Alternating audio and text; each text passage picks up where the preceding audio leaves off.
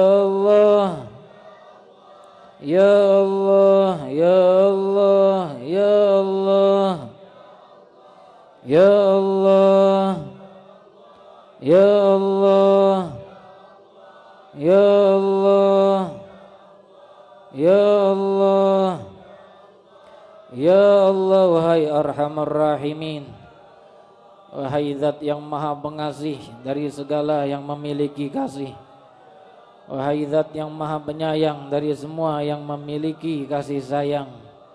Wahai Allah, lihat kepada kami ya Rabb, hamba-Mu berkumpul dalam majlis zikir mengagungkan-Mu, hamba-Mu berkumpul dalam majlis zikir memuliakan-Mu, mengangkat nama-Mu, meyakini bahwa tak ada yang memiliki jiwa mereka selain-Mu ya Rabb, tak ada yang mengatur hidup mereka melainkan diri-Mu ya Rabb, tak ada yang memegang takdir baik buruk mereka kecuali Engkau wahai penguasa alam semesta.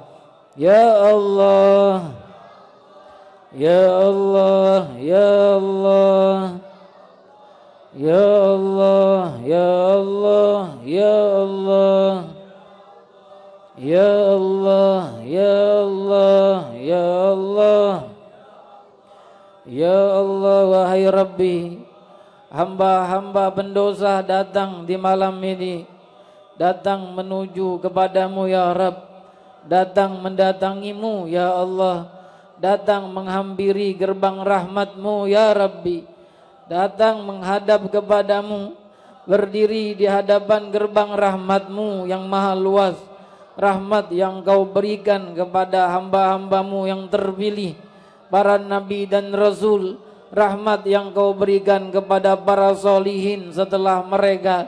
Rabbi ya Rabb, Kau telah berikan mereka rahmat-Mu, kasih sayang-Mu, pandangan rahmat-Mu, pandangan kasih sayang-Mu, sehingga mereka bahagia dunia wal akhirah, sehingga kesulitan mereka semua sirna fid dunya wal akhirah, sehingga kebahagiaan mereka terus bersama mereka fid dunya wal akhirah. Rabbi, hamba-Mu yang berkumpul dan mendengar di malam ini tak sama dengan mereka, bahkan kami lebih membutuhkan rahmat-Mu, lebih perlu kepada maghfirah-Mu, dosa kami lebih daripada mereka, kesalahan kami lebih daripada mereka, kekhilafan kami lebih daripada mereka. Ya Rabbi, ya Rabb, berikan kepada kami apa yang Kau berikan kepada solihin daripada hamba-Mu, kebahagiaan di dunia kami ya Rabb, kebahagiaan di akhirat kami ya Rabb, segala rintangan ya Rabbi mudahkan kami melaluinya.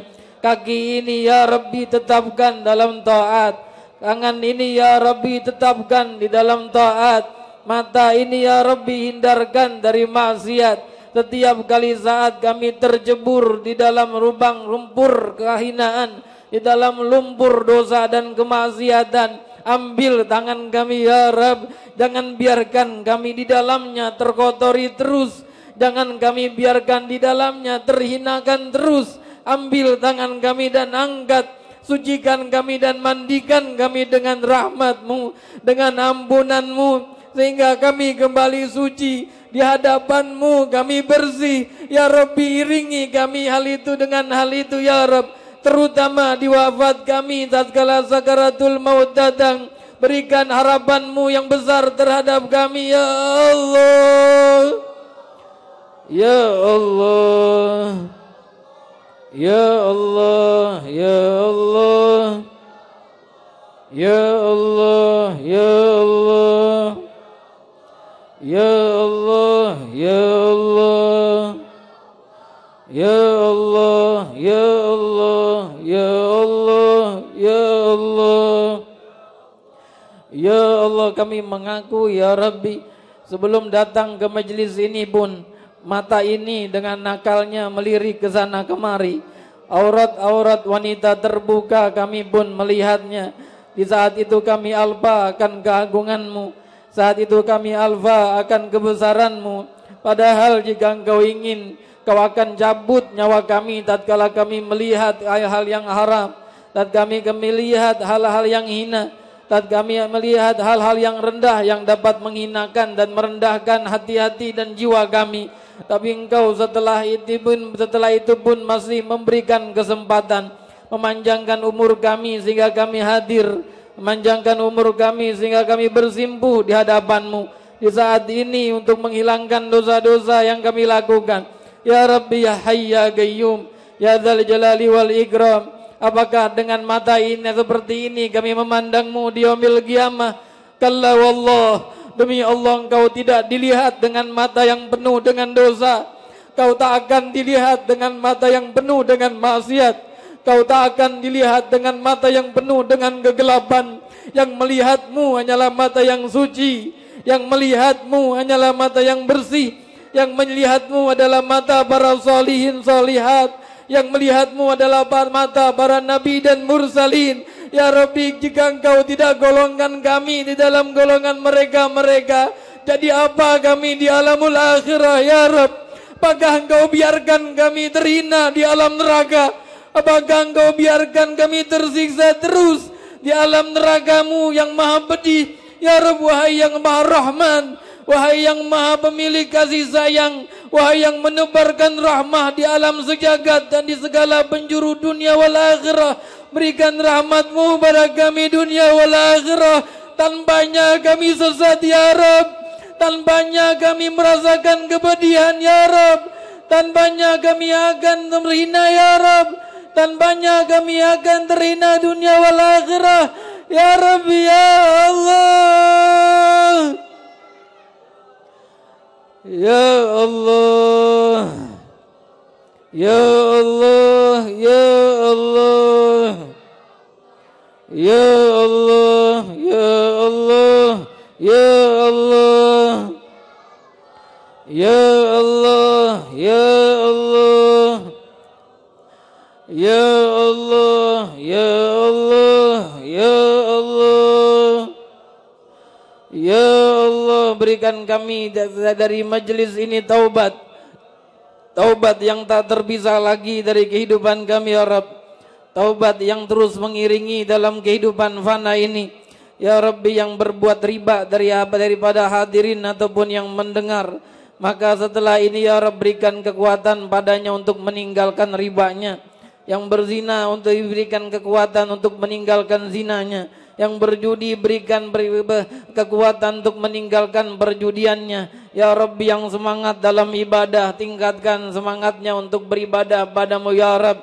Tetapkan kakinya di dalam majlis-majlis kebaikan, yang menuntunnya dalam menghadap padamu, yang menuntunnya mendekatimu, yang menuntunnya terus meraih rahmatmu, yang menuntunnya untuk selalu dekat dengan Rasulmu. Ya Rabbi ya Rabb, tetapkan kami dalam iman sampai kami wafat. Ya Allah, Ya Allah, Ya Allah, Ya Allah, Ya Allah, Ya Rahman, Ya Rahim. Ya Allah, Ya Rahman, Ya Rahim. Ya Allah, Ya Rahman, Ya Rahim. La ilaha illallah, La ilaha illallah, La ilaha illallah, La ilaha illallah, La ilaha illallah. Kalimat ini yang akan menyelamatkanku dan kalian dari azab Allah. Tahukah kalian apa maknanya? Tak ada Tuhan selain Allah yang menguasai setiap jiwa hamba-hambanya yang hidup dan yang wafat. Tak bergerak satupun di alam dunia melainkan dengan izinnya. Tak ada yang hidup dan yang wafat melainkan dengan kehendaknya. La ilaha illallah, La ilaha illallahul halimul azim, La ilaha illallah rabbul arshil karim, La ilaha illallah rabbul arshil karim, La ilaha إلا الله رب السماوات ورب الأرض ورب العرش العظيم. لا إله إلا الله رب السماوات ورب الأرض ورب العرش العظيم. إليها نحيا وإليها نموت وإليها نبعث إن شاء الله تعالى. آمين. عليك بتقوى الله في السر والعلن وقلبك نازفه من الرجس والدرن وخالف والنفس التي ليس قصدها سوى الجمع للدار التي أشوها المحن عليك بتقوى الله في السر والعلن وقلبك نظيفه من الرجس والدرن وخالف هوى النفس التي ليس قصدها سوى الجمع للدار التي حشوها المحن وإصحاب ذوي المعروف والعلم والهدى وجانب ولا تصحب هديت من افتتن وإن ترضى بالمقسوم عيش منعما وإن لم تكن ترضى به عشت في حزن عليك بتقوى الله في السر والعلن وقلبك نظيفه من الرجس والدرن وخالف هوى النفس التي ليس قصدها سوى الجمع للدار التي حشوها المحن وصلي بقلب حاضرين غير غافل ولا تله عن ذكر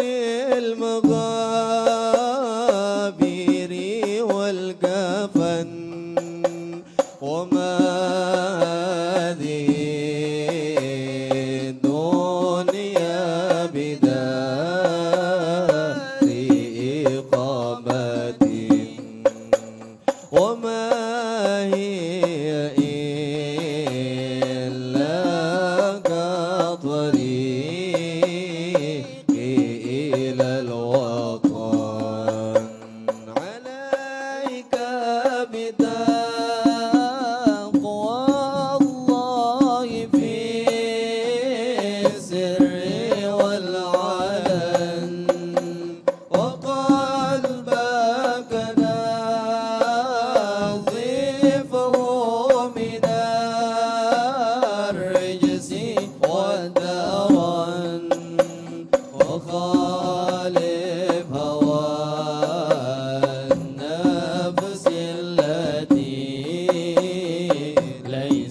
قصدها سوى الجمع للدار التي حشوها المحن وما دار إلا جنة لمن اتقى ونار لمن لم يتقلها فاسمعا فيا رب عاملنا بلطفك واكفنا بجودك واعصمنا من الزيغ والفتن عليك بتقوى الله في السر والعلن وقلبك نظفه من الرجس والدرن وخالف هوى النفس التي ليس قصدها سوى